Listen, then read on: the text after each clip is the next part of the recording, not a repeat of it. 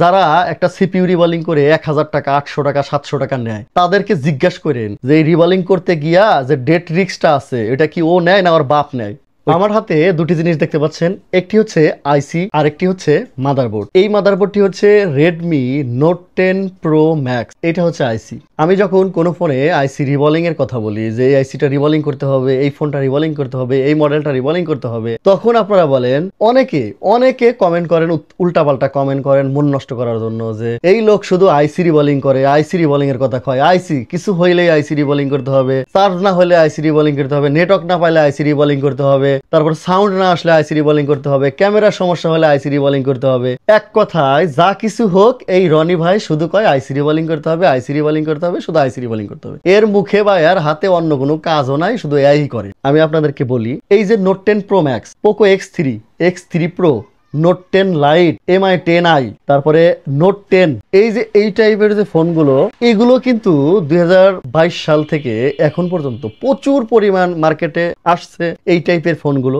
এই টাইপের ফোনগুলোতে যে সমস্যাগুলো হয়, এই সমস্যাগুলো আমরা যারা টেকনিশিয়ান আছি আমরা আইডেন্টিফাই করে অনেক দিন এর ভিতরে আমরা গবেষণা করেছি। আমরা যারা টেকনিশিয়ান, আমরা যখন এগুলো গবেষণা করে যখন পেলাম যে মূলত এখানে যে প্রসেসরটা ব্যবহার করা হয় কিংবা এখানে ইউএফএস যে মেমোরিটা ব্যবহার করা হয়, ইন্টারনাল স্টোরেজ মেমোরি, এই দুইটার ভিতরে যদি আঠা গলে যাওয়ার পরে যখন যে সেক্টরটা সমস্যা হয়, কাস্টমার ভাইয়েরা যখন আমাদের কাছে আসেন তখন আমরা দেখি যে ক্যামেরা আসতেছে না, তখন আমরা যখন মিটার দিয়ে কিংবা আইসি উঠিয়ে বা সবকিছু লাইনগুলো আমরা মেপে যখন দেখলাম যে সবকিছু করার পরে ঘুরে ফিরে এই আইসির ভিতরে এই সমস্যাটা হয়েছে।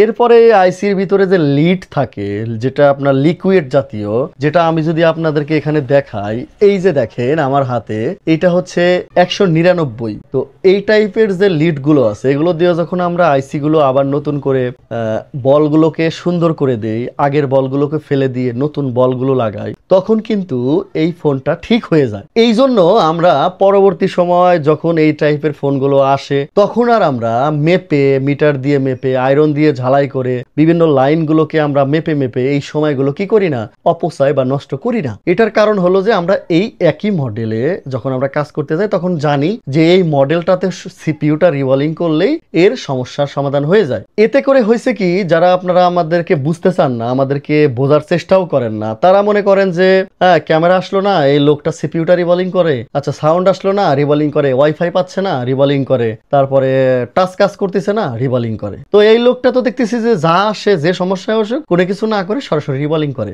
এখন রিভলিং কি শুধু আমি একা করি না, সারা বিশ্বে যত টেকনিশিয়ান ভাইরা আছেন, মানে বাংলা ভাষাভাষীর পাশাপাশি অন্য দেশেও যারা কাজ করেন, তারাও দেখবেন সিপিইউ রিভলিং করে। বাট আপনি বাংলা ভাষা কই, বাংলা ভাষা বুঝি, এই জন্য আমাদের ল্যাঙ্গুয়েজের এই ভিডিওটা আপনার কাছে বেশি যায়। ফলে আপনি এটা দেখতে একটা বোরিং হয়ে গেছেন। ফলে আপনার সামনে এই ভিডিওগুলো গেলে আপনার ভালো লাগে না, কারণ দূর এই ভাই শুধু রিভলিংই পারে, আর কোনো কাজ পারে না। কিন্তু বিষয়টা হলো যে আমরা সবকিছু চেক করে যখন দেখলাম যে এই মডেলগুলো, এক্স্যাক্টলি এই মডেলগুলো যখন আমাদের কাছে আসে, তখন আমরা এটার মিটার দিয়ে মাপার প্রয়োজন মনে করি না। কুল টেস্টিং বলেন, হট টেস্টিং বলেন, বা যেটাই বলেন, যত টেস্ট আছে সবগুলো টেস্ট আমরা করি না, অ্যাপ্লাই করি না এখানে। এটা এই জন্য করি না যে এখানে করার কোনো প্রয়োজন মনে করি না, কারণ ঘুরে ফিরে ওই সিপিইউটার নিচে সমস্যা হয়। এখন এই সিপিইউটার সমস্যা কেন হয়?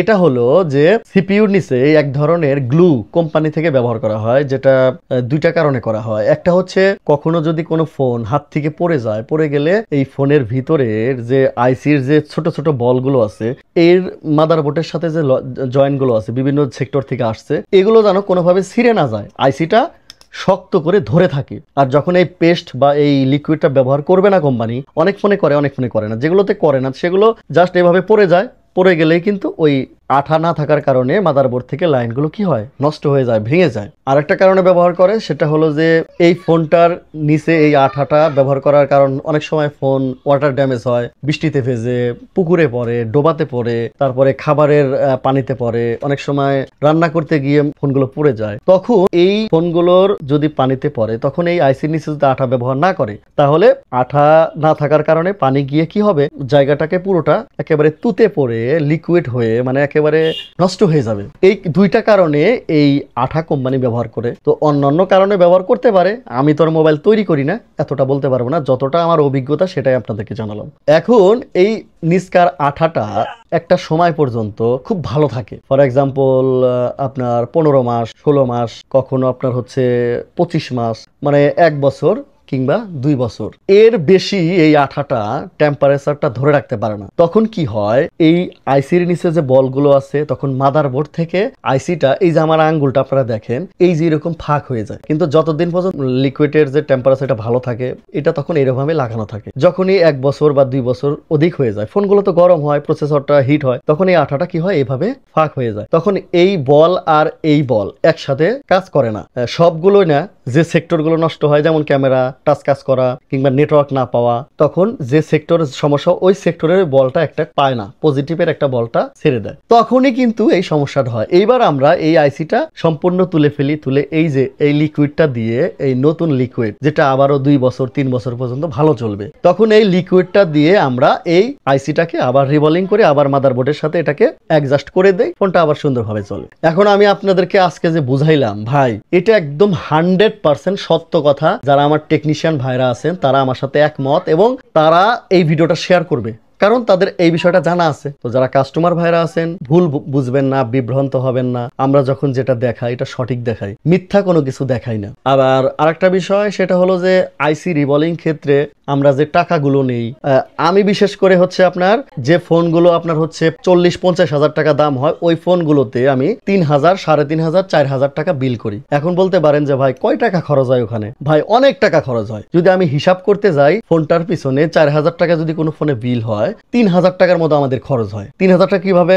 আমি যদি টেকনিশিয়ান না হয়ে একজন কামলা হইতাম, তাহলে এই ফোনটা কাজ না করে আমি যদি অন্য কোনো কাজে যাইতাম, রাজমিস্ত্রি আছে, কাঠ মিস্ত্রি আছে, তারপরে আপনার দিনমজুরের অনেক কাজ আছে, পার ডে কিন্তু 400 থেকে 500 টাকা আমি হাজিরা পাইতাম। আচ্ছা, এইবার আমাকে বলেন, আমি এখান থেকে 500 টাকা হাজিরা নিলাম, এইবার সারা বছর বা 2 মাস, 3 মাস, 1 মাসের জন্য আমাদের অনেক পার্টস কিনতে হয়। এই যে আমার হাতে যেটা দেখতে পাচ্ছি, এটার দাম 400 টাকা। এরকম আমাদের এখানে একটা রিভলিং করার ক্ষেত্রে আপনার একাধিক জিনিস ব্যবহার করতে হয়।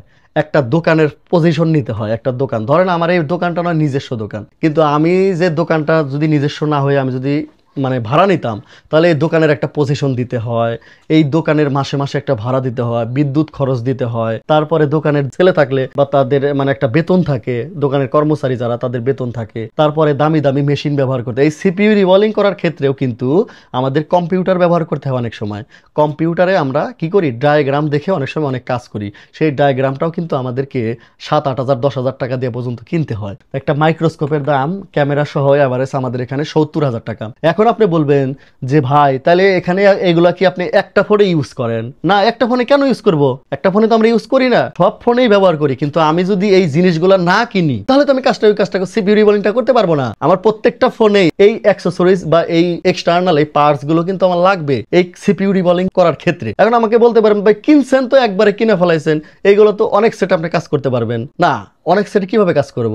আজকে যদি আমার মাইক্রোস্কোপটা আপনার সিপিইউটা রিবলিং করতে গিয়ে নষ্ট হয়, পরের দিন আমাকে এটা 70,000 টাকা দিয়ে, ক্যামেরা যদি নষ্ট নয় তাও এটা 35-40 হাজার টাকা আমাকে কিনতে হবে। তাহলে আমি আপনার যদি আমার নিজের হাজিরা 500 ধরি, কত কিছু কিনতে হয়েছে না? এই সবগুলো জিনিস যদি আমার দোকানের মধ্যে না থাকে, তাহলে আপনি যখন আমার কাছে রিবলিং করতে আসবেন, আমি তো ভাই রিবলিং করতে পারবো না, কারণ আমি তো মেশিনের সাহায্য করি। হয়তো বা আপনারা অনেক জ্ঞানী লোক আছেন, আমরা এত শিক্ষিত লোক না, আমি এত লেখাপড়া করি নাই।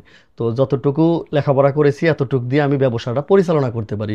আপনারা যারা শিক্ষিত ভাই ব্রাদার আছে তারা বুঝতে পারবেন। আপনি 20 বছর 22 বছর লেখাপড়া করলেন, কত টাকা ফুরাইলেন, দিন শেষে আপনি বেতনের চাকরি পান 16,000, 17,000, 15,000, 20,000 টাকার বেতনের চাকরি করেন। তো বিষয়টা হলো যে আমরা যারা টেকনিশিয়ান মোবাইল সার্ভিসিং এর কাজ করি, আমাদের এখানে ব্যাপক ইনভেস্ট। আর একটা বিষয়, যারা একটা সিপিইউ রিবলিং করে 1,000 টাকা, 800 টাকা, 700 টাকা নেয়, তাদেরকে জিজ্ঞাসা করেন যে এই রিবলিং করতে গিয়া যে ডেট রিস্কটা আছে, এটা কি ও নেয় না ওর বাপ নেয়?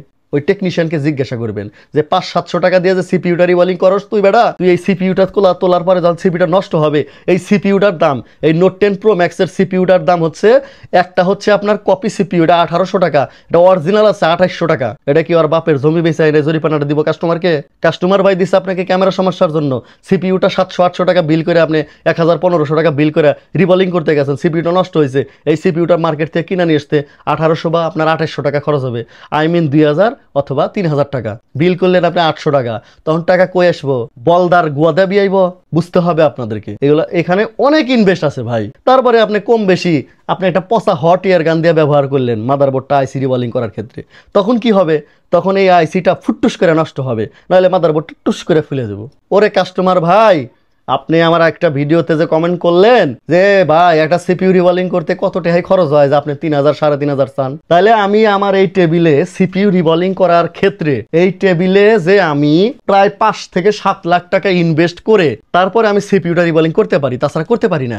এখন বলবেন যারা 700-800 টাকা 1000 টাকা রিবলিং করে তারা আবার কিভাবে করে? ভাই তারাও এই 5-7 লাখ টাকার ইনভেস্ট করেই করে। এইবার কেন করে আমি বলি, সেটা হলো এই বেটা নতুন টেকনিশিয়ান, এরা ট্রেনিং সেন্টারে যায় 1 মাস ট্রেনিং নিয়ে আসছে, আইনা বাপের জমি বেচা বাপের দিয়ে কিস্তি উঠাইয়া বিভিন্নভাবে টাকা ইনভেস্ট করাইয়া দোকানে বসে, এখন কাজ আসে না। এই জন্য ওরা কি করে, ওই অল্প টাকায় কাজগুলা ধইরা আমরা যারা অনেক পুরাতন টেকনিশিয়ান, আমাদের যারাদের সুনাম আছে, তারা তাদের হচ্ছে মার্কেটটা নষ্ট, মার্কেটের যে একটা ভ্যালু এটা নষ্ট করে ফেলে। প্রচুর পরিমাণ আমাকে বাটপার কমেন্ট করছেন ওইখানে, এই যে আমরা যে একটা অভিনয় করে একটা স্কিপ দেখাইছিলাম ভিডিও করে আমার পার্সোনাল আইডিতে, দেলোয়ার হোসেন রনি ওই আইডিতে, তো ওখানে দেখলাম অনেকে বলছেন যে ভাই ও যদি 800 টাকায় করতে পারে আপনি কেন পারবেন না? ভাই আমি পারবো না, আমি কিভাবে 800 টাকায় করব? আমি যদি এই ফোনটা 40,000 টাকার একটা ফোন, আপনি যদি আপনার হচ্ছে 3000 টাকাও বিল না দেন, আপনি একবার চিন্তা করেন 3000 টাকা যদি আপনি বিল না দেন, তাহলে এই ফোনটা যদি টেকনিশিয়ানরা রিবলিং করে কমপ্লিট না করে, তাহলে ফোনটা আপনাকে ফেলে দিতে হবে, দিয়ে আপনি কি করতে হবে? আবার 30-40 হাজার টাকাতে ফোন কিনতে হবে।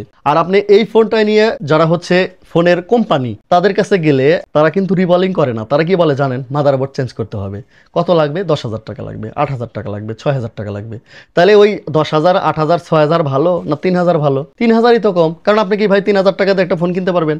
ফোন কিনতে আপনার 30-40 হাজার টাকা লাগবে। আমি এতটা জ্ঞানী লোক না, তবে যতটা পেরেছি আপনাদেরকে উদাহরণ দিয়ে এই আইসি রিবলিং বা এই যে কাস্টমারদের সাথে আমাদের বিনিময় আদান প্রদান কথাবার্তা, এগুলো নিয়ে যতটুকু বিভ্রান্ত ছিল বোঝানোর চেষ্টা করলাম। যদি কোনো ভুল ভ্রান্তি হয় আমাকে ক্ষমা সুন্দর দৃষ্টিতে দেখবেন, আমি পরবর্তী শুধরে যাব। ভালো থাকবেন। আসসালামু আলাইকুম ওয়া রাহমাতুল্লাহ।